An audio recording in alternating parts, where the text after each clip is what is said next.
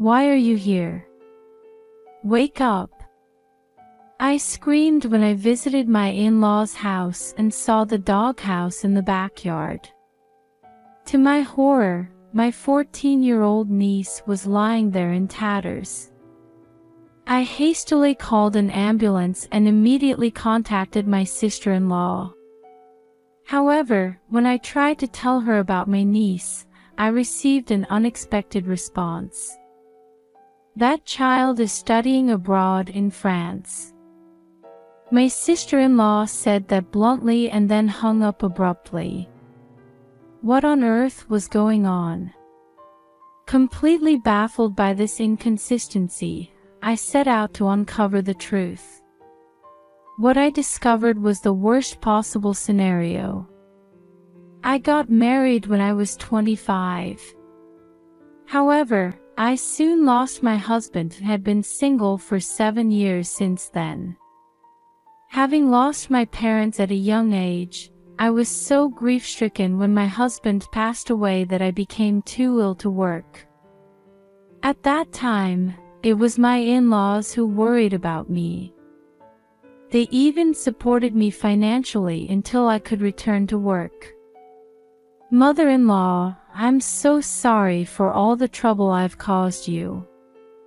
What are you saying, Jennifer? You're like a daughter to me. Here's a spare key to our house. Come anytime you like.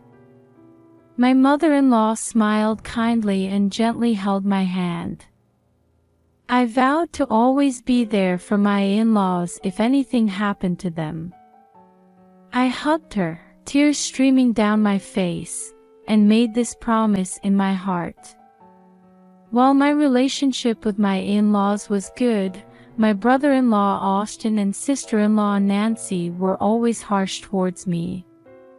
Even when I was invited to my niece Olivia's birthday party and sat at the table with them, Austin would sneer about how I had lost my husband before I could have children, and Nancy would loudly make snide remarks like, "We have Olivia, but you can enjoy being a single lady. Don't forget the debt you owe our mother for supporting you financially," Austin would say. Of course, I can never thank her enough. Well, you should show that gratitude through actions. How about helping out with Olivia's tuition? When Austin said this, Nancy nodded in agreement, and my mother-in-law raised her voice, her face red with anger. You too, that's enough. How could you say such things? It's all right. You all supported me when I was alone and going through hard times. My mother-in-law always scolded the couple, but I took their words to heart. It wasn't just because I felt indebted to my in-laws. Aunt Jennifer, are you okay? Dad and Mom can be pretty harsh with their words. The one who looked at me with concern and said this was 14-year-old Olivia. She was a quiet girl with short hair and glasses, and she was very attached to me. When I had lost my husband and was at a loss, my niece often visited my house to cheer me up. Olivia would listen to me talk about my work with sparkling eyes, saying, "Aunt Jennifer, you work for an international trading company and deal with people from all over the world, right? I'm so envious." Come to think of it, my job was my reason for living. As I spent time with my niece, I remembered that my husband had also supported my career, and I gradually regained my passion for work. It's no exaggeration to say that I was able to return to work thanks to her. Olivia, you've helped me so much too. I gently poked her soft cheek, and Olivia laughed and poked my cheek back. When I heard that she was aiming to enter a high school with a study abroad program, I couldn't help but want to do something for her. And because I felt indebted to my in-laws for their financial support in the past, I secretly gave money to Austin and Nancy for her tuition fees, as they had asked. I thought it would be for my niece's benefit. At that time, it all started a year ago when my kind father-in-law passed away. I'm worried about leaving Mom alone, Austin, who lived nearby, suddenly said and proposed living together at the in-laws' house. Even Nancy, who usually didn't try to interact with my mother-in-law, eagerly invited her, so my mother-in-law ended up living with Austin's family. However, once they started living together, Austin and Nancy began going out on weekdays and weekends, leaving Olivia behind. Sometimes, I was even called to the in-laws' house by Nancy to help out. One day, I received a sudden phone call from Austin. Mom's been admitted to the hospital for tests. It's your fault for always relying on her that she's gotten sick. You pushed her too hard. The next day, I was informed again that a serious internal disease had been discovered in my mother-in-law, and she couldn't be discharged. I was worried about her condition. Please let me visit her, I pleaded. What are you talking about? Even a slight cold could be life-threatening for her. You don't need to come. Stay away. When he said this, I suddenly realized my mistake. I had selfishly insisted on seeing her without considering my mother-in-law's feelings. I was ashamed of my thoughtlessness. Is there anything I can do to help? I asked.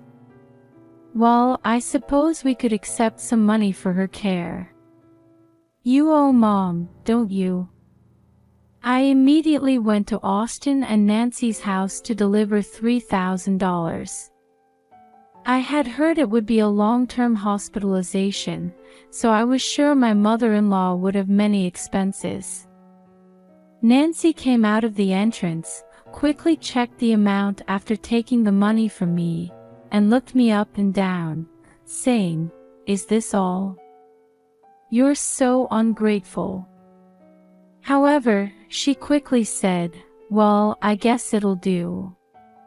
Here, look at this," and thrust her smartphone screen at me. Mother-in-law. Ah, she looks better than I expected. That's a relief. The photo showed my mother-in-law sitting on a bed in what appeared to be a hospital room. Contrary to my expectations of seeing her covered in tubes, she was relaxed in her room wear. However, seeing my relief, Nancy sighed and said, "This is just a photo from when she was admitted for tests. It's much worse now. Please let me know if there's anything else I can do." I was frustrated that I couldn't help with the nursing care, as I was told that only Austin could enter the hospital room for hygiene reasons. After that, I started receiving frequent calls from him, asking for financial assistance for the treatment. I want Mom to receive the most advanced treatment, but it's too expensive to cover entirely out of pocket. You should pay too. According to him, my mother-in-law's health insurance didn't cover advanced medical care. I worked hard, believing that if it was for her to receive good treatment, it was worth it, and I gave him money whenever he asked. If this could make my mother-in-law healthy again, it was a small price to pay. I was also in daily email contact with my niece, who was worried about my mother-in-law, and we encouraged each other. At this time, I believed without a doubt that everything would turn out well. However, one day, I suddenly lost contact with Olivia. I wanted to set a time for our shopping date next week. Thinking she might be busy with plans with her friends since school was on summer break, I just sent an email and waited for her reply. But even by the evening before our planned meeting, there was still no word from her. This is strange. She's not the type of kid who would stand someone up. Feeling suspicious, I tried contacting Nancy, but I couldn't get through to her either. At that moment, feeling an odd sense of unease, I decided to go to the in-laws' house anyway. I arrived at my mother-in-law's house just as the sun was setting. There was no response when I rang the doorbell, and as I was standing there at a loss, I caught a glimpse of an old doghouse in the backyard of the in-laws' house. I knew they had kept a dog in the past, but I hadn't heard that they had started keeping one again. As I was looking at it curiously, I noticed something sticking out of the doghouse. Huh, what's that? It looks like a human hand. It was getting dark, so I couldn't see clearly, but I couldn't leave without checking. So I used the spare key my mother-in-law had given me to enter the house, opened the window leading from the living room to the backyard, and peeked into the doghouse. At that moment, my heart leaped into my throat in shock. To my horror, my niece Olivia was lying in tatters, chained up in the doghouse. "Why are you here? Wake up!" Olivia, sweaty and pale, remained motionless even when I called out to her. I hurriedly called an ambulance and then immediately phoned Nancy. I finally got through to her, but she sounded very annoyed. However, I had no time to worry about that, so I proceeded to explain the situation. "Nancy, I finally got through to you. Actually, Olivia is..." But she interrupted me and said something unbelievable. "Oh, that girl is studying abroad in France." Moreover, after saying this, she added, "Austin and I are on a trip, so the house will be empty for about 5 days, and then hung up unilaterally. After that, no matter how many times I called, I couldn't get through. Olivia is here, so what on earth is going on?" Surprised by this unexpected response, I got into the ambulance that had arrived and headed to the hospital with Olivia. After that, thanks to the doctor's desperate treatment, Olivia recovered enough to speak. And from her mouth, the heinous acts of Austin and Nancy were revealed. I guess it's because that was discovered. Olivia said in a small, hoarse voice, tears welling up in her eyes. Seeing her emaciated and grief-stricken, I felt a hot anger well up in my chest, and I decided to seek revenge. While Olivia was in the hospital, I went around investigating. And I came to know even more shocking truths. What they've done. I called in a powerful ally and waited for Austin and Nancy to return. And 5 days after discovering my niece, I greeted them at the in-laws' house when they returned from their trip. "Welcome back. Did you enjoy your trip? You. What are you doing in our house without permission?"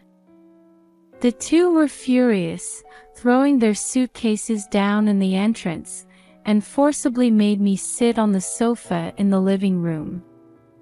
It was as if they were worried about me seeing something. I was surprised to see a doghouse when I came here after so long. Ignoring Nancy, who was making a fuss about trespassing, I smiled at Austin's face. And when I tried to look towards the backyard, he quickly stood in my line of sight, blocking my view. I was thinking of getting a dog as a surprise present for Olivia when she returns from France. Oh my, even though your mother's medical bills are so high. You really care about Olivia, don't you? I clapped exaggeratedly and pretended to be impressed. Austin looked uncomfortable, perhaps because he had been asking me for medical expenses, and Nancy replied with a cold sweat, "Of course, she's our precious daughter." "Ah, then I'll help by washing the doghouse since it's dirty." I smiled and got up from the sofa, dodging Austin and Nancy, who were rushing to catch me, and headed towards the backyard. "Hey, don't walk around the property as you please." I ignored his voice and put on the slippers at the back door to go outside. When I peered into the doghouse, Austin clicked his tongue, and Nancy turned pale. There's an explanation for this. Austin, who had chased after me barefoot, tried to make excuses about Olivia being chained to the doghouse, but the doghouse was empty. "What's going on?" "There's no one here." Nancy also rushed over, and the two fell into great confusion. Oh my, was someone supposed to be in there? Like, Olivia chained up, perhaps? I glared at Austin and Nancy while lightly tapping the roof of the doghouse. The two of them flinched at the mention of Olivia's name and fell silent. At this point, I told them that I had discovered my niece 5 days ago and had already rescued her. Olivia had severe heat stroke. The doctor at the hospital said that if she had been left for one more day, she might not have been in this world anymore. I recalled Olivia, who had been having nightmares repeatedly during her hospital stay. She would always wake up at the point where she was scratching her neck in agony, unable to bear the thirst. The experience of being abandoned in the doghouse in midsummer left deep scars on her heart. Olivia can't even sleep alone at night, afraid that she might not wake up. I had been gently embracing her every time she cried and told me this. We would never do such a thing to our daughter. It must have been a burglar or something. Austin brazenly pretended not to know, completely oblivious to Olivia's suffering. That's right. We love our daughter. Nancy also made a big fuss, spitting as she spoke. It's useless to pretend. Olivia went through that because she found out about your terrible secret, right? I pointed at the two of them as if indicating the real culprits and shouted in an even louder voice. However, they looked at each other and started laughing sheepishly. "Ha, have you been watching too many suspense dramas?" Austin shrugged with a grin. At that moment, a voice suddenly came from the living room. "Don't stay in the hot garden, come inside and talk." Austin and Nancy turned around at lightning speed. "Mom." There stood my mother-in-law, with her hands on her hips. "I've returned from the nursing home." At the word nursing, emphasized in my mother-in-law's voice, Austin looked down with a guilty expression. Yes, this was the secret that my niece had discovered. The story about being hospitalized for an illness was a lie. You forcibly put your healthy mother in a nursing home. When I shouted out the truth I had uncovered, the couple held their heads in their hands. "You've done something terrible to Olivia. You too, come here and sit properly." My mother-in-law, with a vein popping on her temple, pointed at the hard wooden floor. I pushed Austin and Nancy, who were standing stunned in the backyard, into the house. I sat down on the sofa with my mother-in-law and looked down at the two sitting on the floor. In fact, 7 nights ago, Olivia had found a letter left carelessly in the living room. It was from my mother-in-law, and the name of the nursing home was written on it. The letter, in my mother-in-law's handwriting, said, "I'm full of energy. I wonder when I can come home." Olivia, like me, had been told that Grandma is hospitalized with a serious illness and that she couldn't visit, so she was surprised. She immediately confronted Austin and Nancy, saying, "What's this about? You told Aunt Jennifer that Grandma was in the hospital too, right?" And when she reached for her smartphone to tell me the truth, Nancy screamed, "Stop." The next moment, Austin, with a changed expression, caught Olivia and locked her in a room. According to Olivia, she spent 2 days without food or water after that. When she was dizzy from hunger and heat, Austin and Nancy came to check on her condition. That's when Austin suggested, "If this continues, Jennifer will find out that we've been tricking her for money." "I know, let's make it look like Olivia died of heatstroke while we were on vacation." So the two of them took out the doghouse that had been left in the storage room, put it in the inconspicuous backyard, and chained Olivia there.